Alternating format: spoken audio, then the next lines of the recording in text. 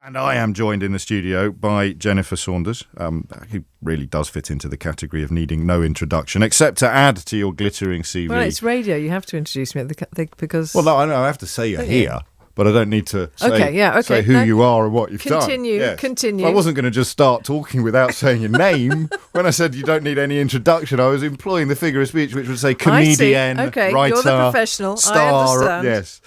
And now, to add to the glittering CV, autobiographist. Yes.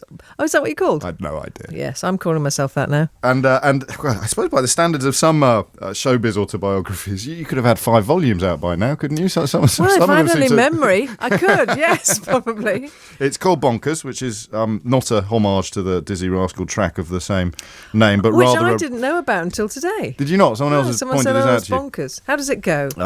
Sing it to me. Some people think I'm bonkers, but I just think I'm free. Something, something, something. There's nothing crazy about me. I'm going to use that to come on stage at the Cheltenham Literary Festival. That's what I'm going to do now. They'll be rocking in the aisles. That's excellent. It's a comprehensive autobiography, though. It is. It goes from sort of beginnings to ends. Yes, exactly. But not in a straight line. No. Because if I read a biography, I generally get bored by people's grandparents. Yeah. And the sort of history of family life and that sort of stuff. So it sort of starts in the middle and then goes off track quite a lot. It's in a sort of... in a showbizy way. Glances in the rearview mirror, as it were. Yes, that's exactly what it is. I actually wrote it a bit like a sketch show because I had trouble writing it as a sort of straight book, like you try and imitate how you've seen books written. And it just didn't work because it didn't sound like me. And so I decided to write it as if each chapter was a sketch show. Okay. So you start off with a main theme and then you have lots of little sketches of other parts of my life that come in when they're relevant. Did you find it easy once you'd established that modus operandi? Yeah, easy. I never find writing particularly easy. I find it a bit of a hard slog. Really? But yeah, I mean, I enjoyed. What was the impetus for doing stories. it? What made you think now is the time?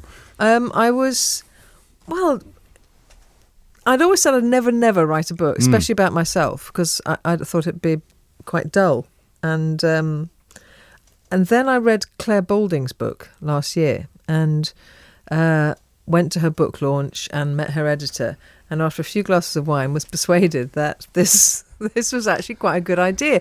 And I loved her book because I could see how you can write in your own voice and make that quite she really jolly. Didn't and she? I thought, well, if I can write it as if I'm writing comedy, the same way I would write comedy, then I could do it. So, I was persuaded. You did the deal there and then. Yeah. And I know what you mean because I only got the book yesterday, so I haven't read it all yet. But it's as if each chapter starts with a sort of a tableau. And there's one where you wake up in bed with your husband, Adrian Edmondson, and then reflect back on how you got there, sodded off to holiday while your parents arranged your wedding in 6 weeks flat, and then of course that gives you insights into your parents and that relationship and your family background. So it's almost as if you sort of start off with I don't know where you're going to get led by. It's like normal, flashbacks that you get on TV.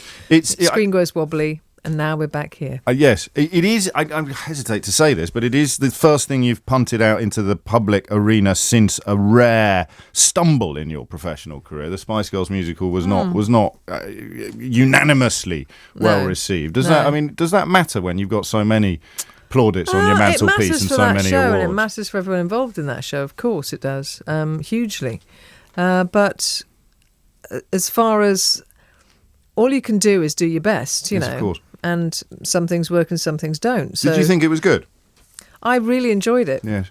I presumed you did because you wouldn't want to name on it if you were unhappy with it. And I think it probably needed a few more weeks to sort of bed in. But it's just one of those things. Shows come off, shows go on. And it's a brutal business. You don't get that much chance to evolve or improve. It is really do you? Brutal, yeah. Speaking of brutal, you've also, while promoting this book and a little bit in it, you're sort of harking back almost to the days. I imagine you don't think a career like yours could launch in the current climate of television. I think it's harder. I think it's much harder because There seems to be so many more channels, but less TV somehow, and I don't know how that happens. No, it doesn't make sense to civilians. I mean, crikey, if it doesn't make sense to you, who is it going to make sense to? I just think that the licence fee hasn't changed. You know, it's the same, probably more than in my day. So I don't quite get the atmosphere at the moment, and I think there seems to be a lot less trust of the artist, of the person that you're employing to do the show, so there's less originality. It's almost as if the commissioning editors are as surprised by success as the and then they viewers want to let's have the Great Welsh Bake Off success, next week and the Great Scottish Bake Off and similar exactly. It is quite depressing now, though, because I mean the live comedy circuit is actually quite healthy and thriving, but the number of I'm trying to think from your breakthrough years, the names on that list with the comic strip and not just the ones you married, but also the ones there's Dawn, your best friend, and Aid Edmondson, your husband, Rick Mail. I mean, that I can't quite imagine that getting picked up today. No, I mean, even at the time we were aware that we'd sort of jumped through the loophole and then it closed up behind us a bit. Yes, I think with the launch of Channel 4, there was suddenly a lot of energy for comedy, and there was a lot of a bit more sort of money splashing about for it. And but it closed up pretty soon after that. What do you have left on your to-do list? I mean, an autobiography is a sort of it's a bookend in a way, isn't it? I suppose so.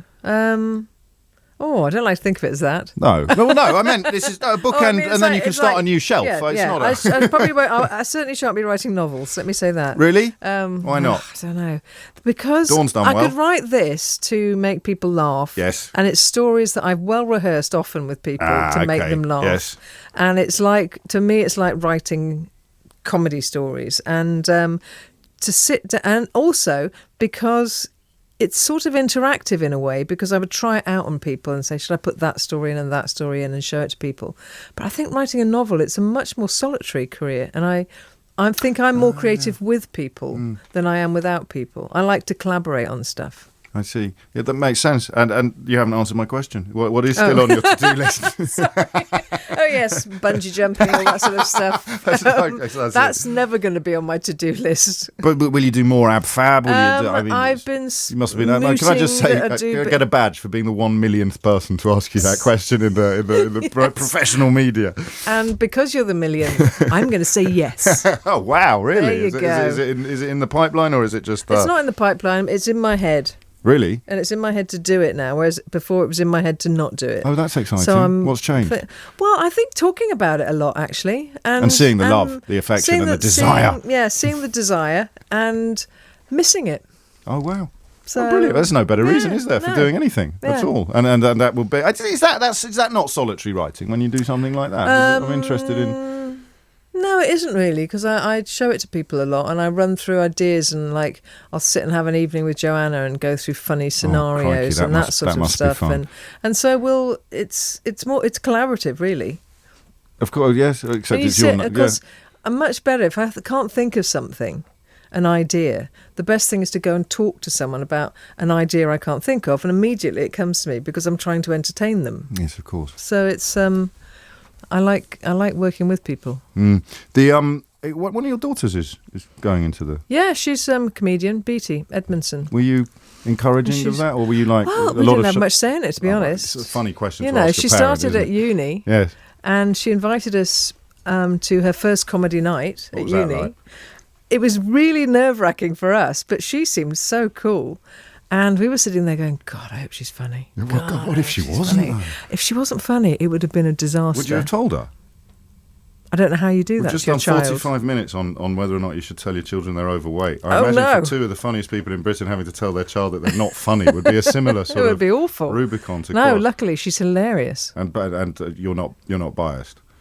No, I'm not, because I've seen her Other people work to audiences that laugh. So there you go. There's no from the book stuff that people. There's not that much. I was sort of thinking, do you want your daughter to go into comedy because it can actually be quite an unhappy business? But that doesn't seem to be a vein of your experience, really. No, certainly not our experience. But I think the one thing I would say to it is keep your options open and try and do as much writing, try and do a bit of directing, just spread it around. You know, you cannot be sort of focus just on one thing. You have to be able to create your own work. That's what you have to be able to do. And then you're not reliant. Your destiny's not in the hands of exactly. others. People who think they know you, will they learn anything from Bonkers, My Life in Laughs that makes them go off you a bit? God, I hope not. I hope not.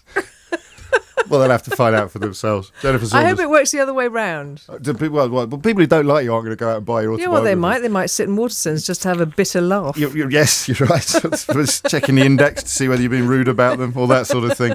I hope it does brilliantly well. I'm sure it will. Bonkers, My Life in Laughs thank you. by Jennifer Saunders is out now. I'd usually say in all good bookshops at this point, don't you? But I don't suppose you care whether they're good, bad or indifferent bookshops as long as they're... Pick it up in Tesco, I don't mind. Absolutely right.